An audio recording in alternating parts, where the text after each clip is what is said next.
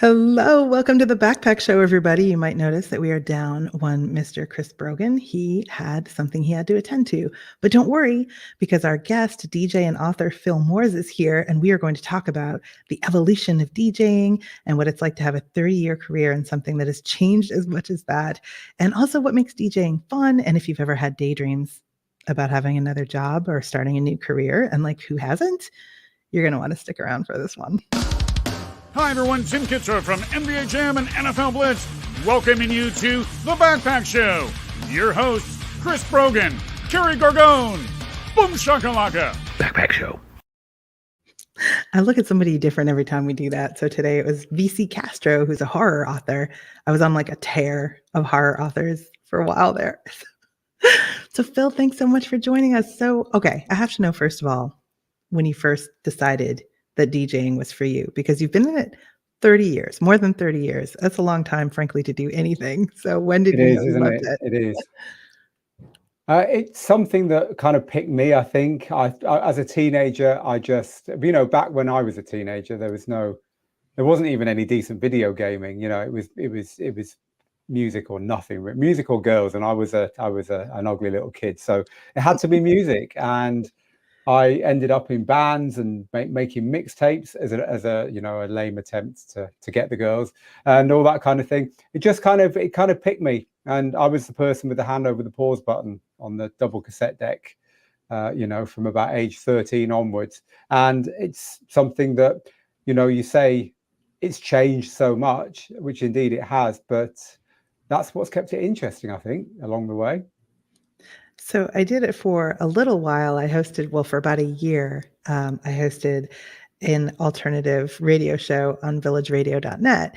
And then in college, I did a show, but that was a very different show that I don't talk about because I could never get away with the stuff I did on that show. It was you'd only hear it on campus at college or like a tiny bit around.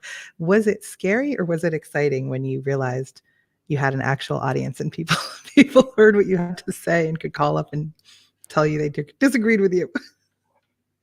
You mean me or you? Oh, you. I know what it was like for me.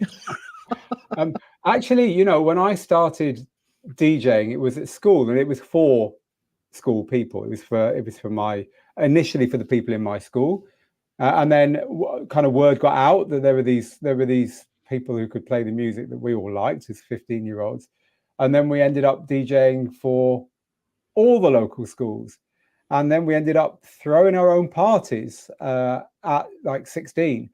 And so for me, it was very far from being scary. For me, as I've alluded to, as the kind of like scared of the world, and especially of the girls in the world, teenager, it was an excuse to get into the same place as these people. It was an excuse to get into the same place as the cool kids. Because if I was stood behind the decks playing the music, it turns out that they wanted me there. And so for me, DJing was a social thing. And you know what? I think it's probably the same for most. I think if most DJs are honest, it's probably what gets them into it as young people. It's kind of a way in. If you're no good at sports or you're not hyper good looking, it's a kind of way in. And I certainly went for it. So you were throwing parties at the age of 16. Were you serving lemonade, Phil? The things that went on before people got to the parties, I think, is if you were digging, if you were a parent or a law enforcer, that's where you would have wanted to be looking. I see. So there was some pre-gaming going on. So at what point do you realize this is your career? You're not going to sort of be an accountant that used to be a DJ, or, Yeah. It's a good question. And I know exactly when it happened. So I was a journalist. So I wanted to get into places for free, like the Glastonbury Festival, which is actually on this weekend in the UK.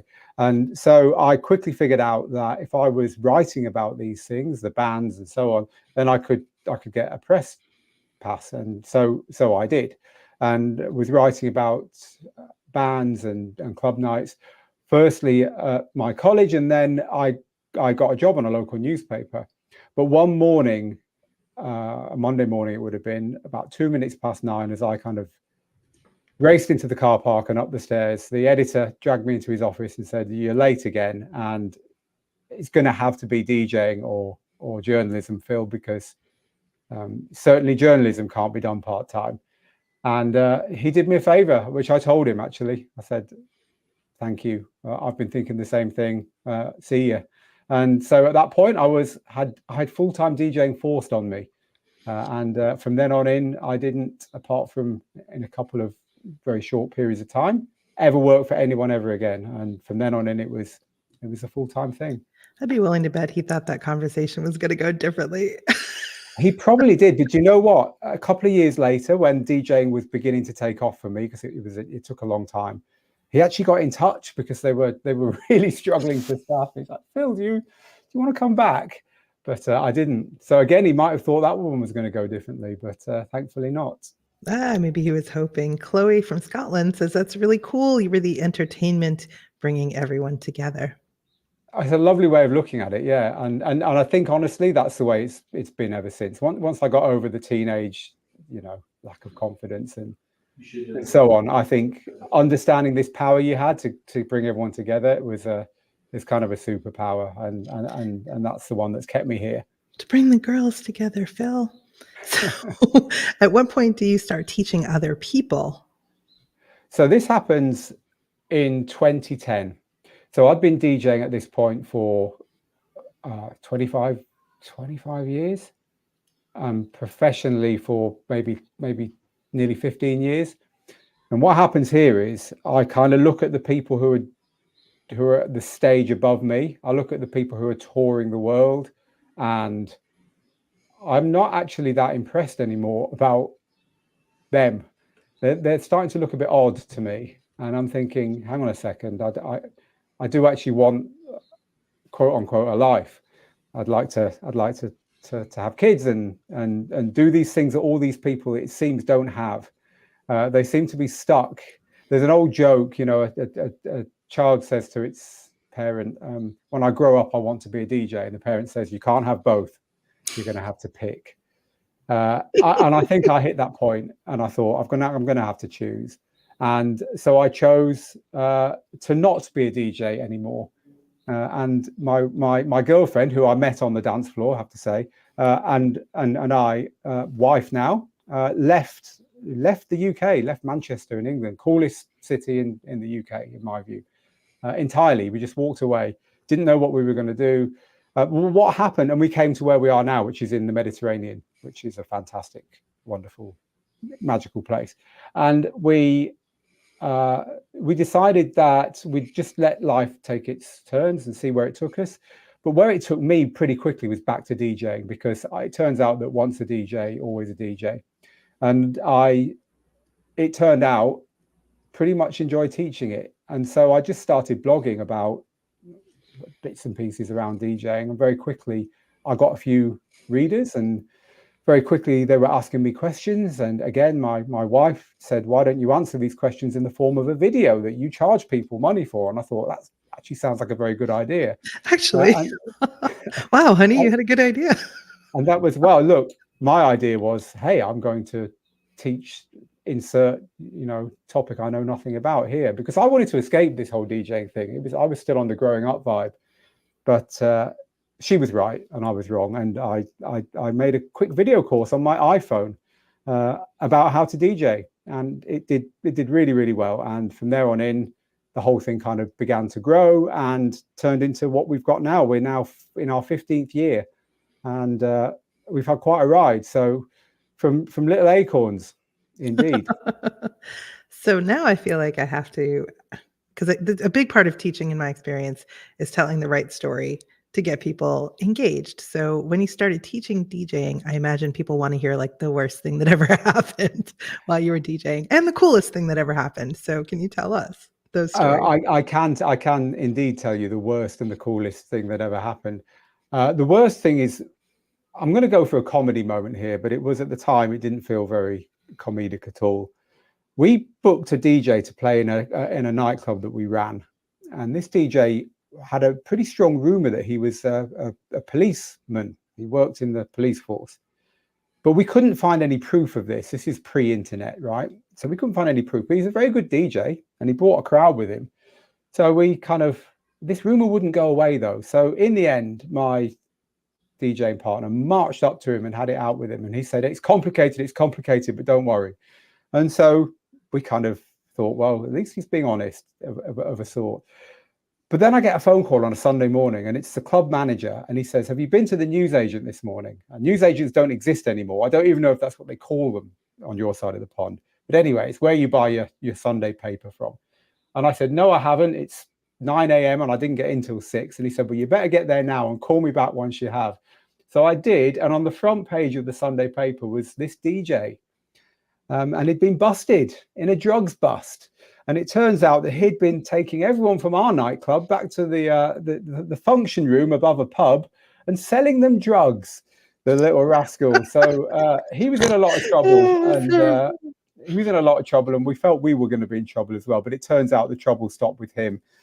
Hence, it became a comedy moment. But that story's actually got legs because it's appeared in a couple of books when people have done what you've done and asked me it.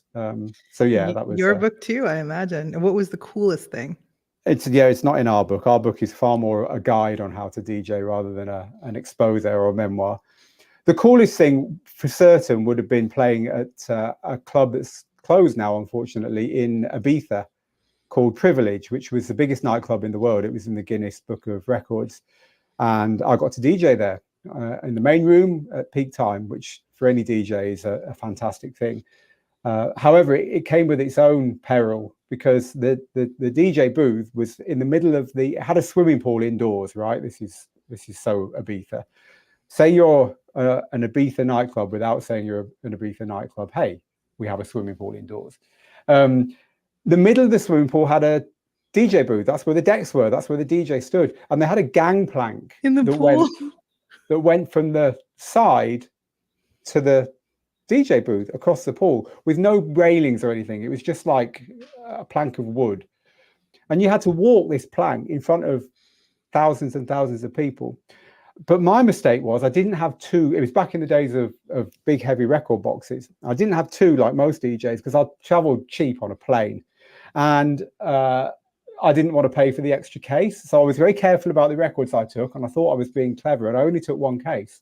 The trouble is, when you're walking a gangplank, you actually want the pay. You know, if you ever pack your shopping into 2 bags so that the walk home is a little bit more comfortable, you'll know what I mean.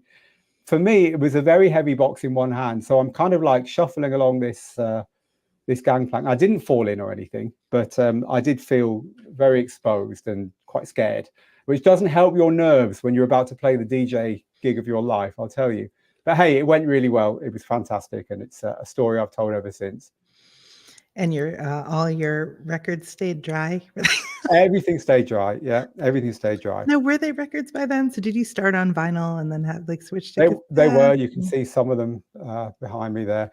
They were indeed. And funnily enough, I've gone back. I've gone full circle because when I get home at night, I don't want to do what I do in our studio, which is all modern and tech driven. So I've actually begun to collect old-fashioned 7-inch 45 records, and just for fun, I've returned to the old days, to doing it without anything modern. I'm thoroughly enjoying it. It blew my mind to learn that DJs were not still sitting there live, like in the radio station doing the shows. I had never thought about it, honestly. So when I started doing one a few years ago, and you sort of pre-recorded all your stuff, I immediately went to the kind of marketer mindset of, or do we really want to schedule all this in advance? What if something really bad happens? That's true. I mean, there's 2 ways of doing live shows, and one of them is the way you describe, which is obviously the way it's done professionally nowadays. And the other one's kind of died out, hasn't it? Where you sit there and, you know, they make a point of telling you that they're live and asking you to take part when it is live, which I think is sad when it comes to radio. Radio should be a feeling of a kind of one-on-one, because it always feels one-on-one radio, doesn't it? That's the way to do it. I think you're Pretend right. you're talking to one person, and yeah, it's the only way to do it. It's a shame, but hey, time moves on. But some of the most compelling radio I remember listening to was something happened and contemporaneously you're listening to it, and the DJ is also experiencing it at the same time. So they ask questions, callers call in, talk about it. I mean, even if the show is not a talk show, you have, breaks and stuff in which you get to participate. And it felt a lot more interactive. But I think DJing events is probably a lot more like that. You get energy back from the people that you're performing for. I mean, you met your wife on the dance floor, so yeah, we did. Well, actually, she knocked on the little glass panel on the DJ booth and said, "You've got a really bad website, and I can help with that." And I just thought immediately, "You're different," and that's where it all began. So there you go. Mind you, she was wearing a tutu, and she had a wand at the time. So there was certainly a nightclub element involved in the whole escapade. She's like anyway. The SEO fairy. Bing! I can fix your website. So I have to mention before we get too much further, because I almost forgot that we're sponsored by StreamYard. So if you want to have a crazy show of your own, you have to find your own DJ, but then use StreamYard because it has a lot of cool features that I like a lot, including the ability to make Phil really big like this or small again, like normal. I can show you his website, which you should go and check out. And I can eventually talk about the book. So let's talk about the book. Okay. So now you've been teaching people how to do this for how long? Was it your wife that was like, "Hey, you should do a book"? Because I would love to think she was responsible for both your website. No, it wasn't. It wasn't my wife. She can take credit for the idea for teaching DJing and not teaching email marketing or whatever silly idea I had, but not the book. The book was, as far as I recall, my idea. My team love to tell me that these ideas I remember as mine is actually received memory, and they came up with it. So, but anyway, there's the book. It's called Rock the Dance Floor, and this is the second edition. This is my master copy of the book. This is the one with all the scribble in it for the third edition to come in years to come. I love the scribble. The marginalia. There's a word for that. But this is everything that I feel is important for anyone starting out wanting to do what they see DJs do in clubs and as you say, in person, rather than, it doesn't cover radio and things like that. It's more playing for other people live. And it's an Amazon global bestseller, second time around. It did it first time and it's done it second time. So we're very proud of the book. Amazing. Congratulations. It's very practical. So what's the kind of minimum viable if somebody's just daydreaming about being a DJ? What do they need to get started? We always say 4 things. They need 2 things that can play music. They need a way of switching between them. They need some speakers so whoever they're playing to can hear what they're doing. And they need some headphones, which will play the other thing to them. So they can get it ready. And when they're ready, they can turn that one on. If you've got those 4 things, you can do it on a phone app. You can do it on any old tape players you've got locked in your garage. You can do it on anything. Nowadays, though, the cheapest way and the easiest way is to go and spend a couple of $100 on a little plastic box, which has got everything I just described built in. You plug it into your laptop and you load the software that comes with it. And you can do like 100 times more than the stuff that we played on for 20 years, like 100 times more. They always say that your phone has got 50 times the power of the computer that landed the Apollo mission on the moon. It's that kind of deal. And in fact, you can do it on your phone. You can actually go and download an app and you can DJ for $0 on your phone. It's not quite as much fun, but you can actually do it on your phone. Like those parties they used to show where people just had their headphones on and like their phones in their hand and they're listening to the same thing, but there's no noise complaints.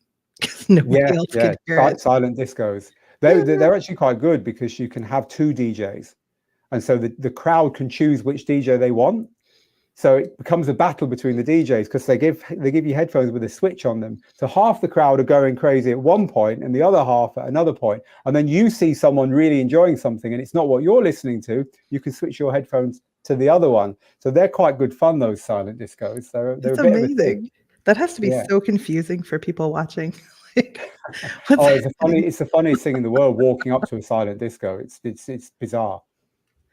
So you've done them. How many? And do you prefer silent disco or do you like the kind I've never done one. Done one. The closest we get is this studio. This studio looks cool, right? It looks like we have parties. It looks like it rocks. It doesn't. 2 reasons. One, we have to record what we're doing. We have to talk about it. So the volume has to be kept low. So post-production don't have a microphone saturated by, music. 2, Out there, it's all real estate companies, insurance companies, and that kind of thing. We're in a World Trade Center, so as soon as I crank the volume up, it needs to be after office hours, or we're in trouble. So it's the quietest. It's almost like a silent disco in this studio. Can you show us what's back there? Actually, what are we looking at?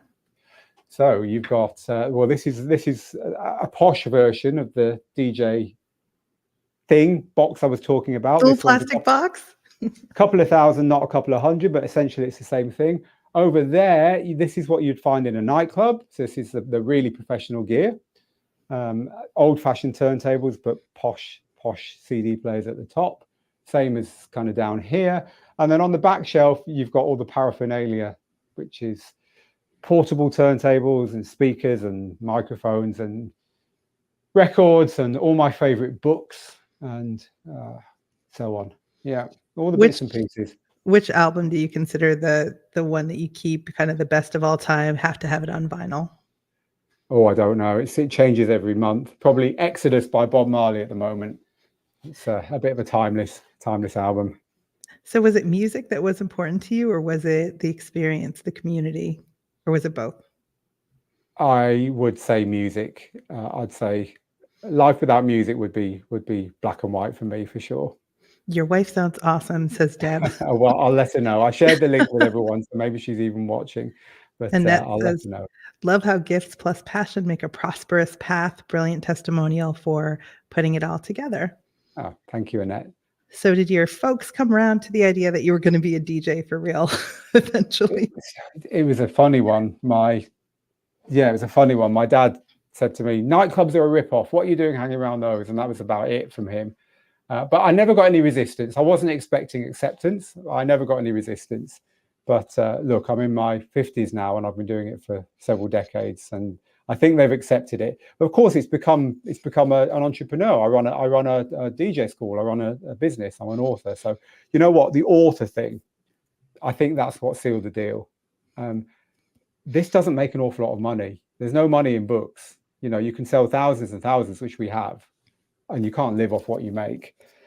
However, as soon as that book was published and I told Facebook about it, it was as if in fact, I got more responses to that than when I did have my first child, considerably more.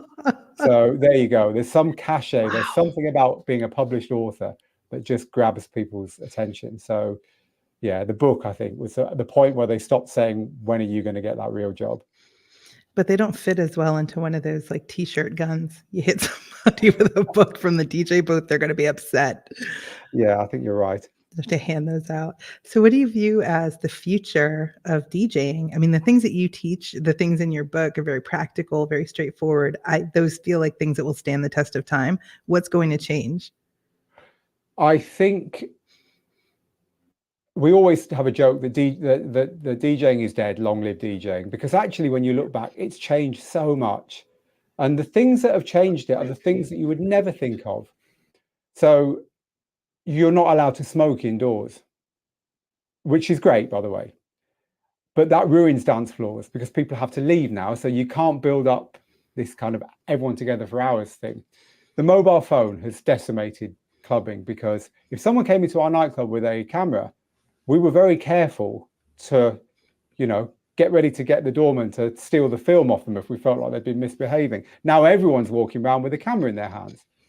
The way cities are zoned and licensing works means that nightclubs struggle to exist nowadays in a way they didn't a generation ago. So the places for the kind of debauchery that we took for standard as youth don't really exist anymore. So the changes have been huge, and they've been it's been things outside of this thing that have caused them. So people always think, oh, is it technology? Is it the changes in how this is done? But it's not. It's the changes in society really that are changing DJing. But I feel like as long as there is an impulse to dance in a group of people to music, there'll always be DJs. And another way of looking at it is, as long as the music travels faster than the people who make it, there will always be a need for DJs because someone's got to play that music, and the artist can't be everywhere at once. It's interesting because it has changed beyond recognition from when I started, and yet it's still demonstrably the same thing. I can go back to doing it that way, which I am doing for fun, and it still feels like the same thing. There's a line through the lot of it. So now I have to, well, first I have to pick a person of the day, and I don't know if I'm going to be able to do it. It's going to be a tough one today, I think. Usually I don't get the choice. Chris takes it away from me. Oh, and here's our person of the day. Kaboom! Kaboom. So let's see. Is it going to be Donald Trump or is it going to be Joe Biden? Because they both made a really good case for themselves today. I have to say, we've been in awe of. Well, I'm trying really hard not to think about it. Late entry for person of the day, Dan Gorgone, everybody. Let's hear it for the Nepo baby. Being person of the day gets you a free apple. You just have to go and buy it yourself or shoplift it if you're feeling brave and bake it into a tartlet. So now we've reached the part of the show, Phil, where you answer the question every guest has answered. Sir Mix-a-Lot, Sister Ann Flanagan, Mistress Montana. What goes in your backpack for success? This could be something physical or something non-physical. So it could be a banana or it could be hope for the future. So what goes in your backpack for success? I am going. Can I do something that's a little bit different here? Can I say what doesn't go in your backpack? Yes, you absolutely can. You don't put a map in your backpack. You don't set off with a map because you're an explorer, and explorers make the maps. They draw the maps. As long as you know why you set off. So in my instance, I know why I set off. I know why I started doing this. It was sharing the music and bringing people together and inspiring them and so on. As long as you know why you set off, I don't think you need a map, because we all know that these things change and you can't predict. And part of the fun is getting lost, especially if you're an entrepreneur. If you're making your own route, you just don't know what's around the corner. But it's the same whatever you're doing. You don't know what's around the corner. The trouble with the map is if you get lost and it worries you, then you might end up spending most of your time worried, which is no way to be. So leave the map would be my advice. And go get the book. That's my advice. If you've ever had aspirations of being a DJ, or if you have them now, go out. You can go to djtips.co/book and get Phil Morse's book, Rock the Dance Floor, and learn all about it. So I have to tell you that my first boyfriend was a DJ and brought me along to one of his gigs, which for some reason had a whole bunch of like 8 and 9-year-olds. I did not ask questions. I was just like, my DJ boyfriend wants to bring me to a gig. This is awesome. He did a giveaway for, I think it was just like candy and stuff based on their birthdays and everything. And so anyway, I start getting mobbed with kids and I'm thinking like, how am I actually supposed to validate like it's their birthday? And so I just ended up.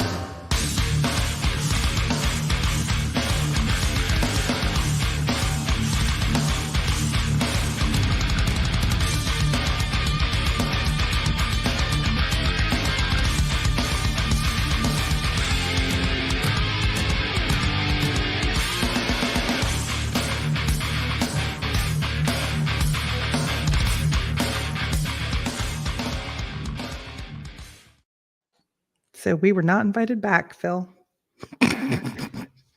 at all.